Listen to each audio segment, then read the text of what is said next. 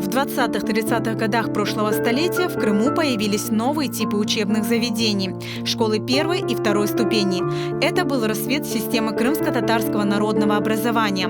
Первая ступень предназначалась для детей возрастом 8-11 лет, вторая – 12-17 лет.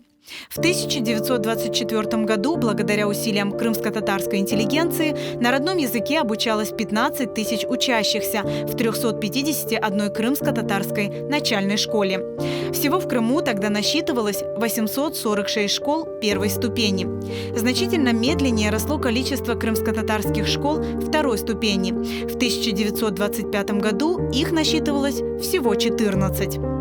К концу 30-х годов, после введения в Крыму всеобщего начального обучения, позже обязательного 7-летнего обучения в городах и в селах, количество школ уже увеличилось до 1258, из которых 427 было крымско-татарских. Число крымско-татарских школ преобладало в Алуштинском, Балаклавском, Бахчисарайском, Карасу-Базарском, Судакском и Ялтинском районах. В этот период активно развивались школы на языках всех народов, населявших полуостров – немецкий, армянский, болгарский, греческий, еврейский.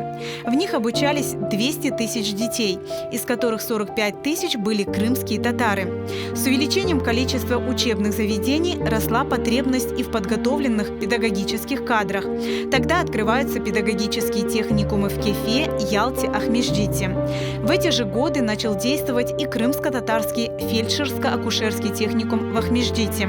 Всего в 1930 году в школах Крыма работали 8860 учителей, из которых 18,5% были представителями крымско-татарского народа.